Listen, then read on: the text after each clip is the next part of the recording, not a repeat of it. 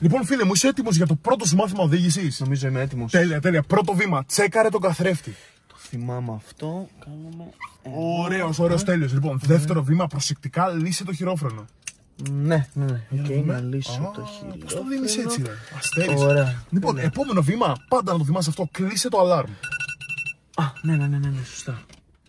Τέλειος. Λοιπόν, τώρα δώσε γκάζι. Ναι, έχεις δίκιο. Ορίστε. Όχι, ρε, πάτα γκάζι. Γιατί δεν δουλεύει? Βάλ το μπροστά.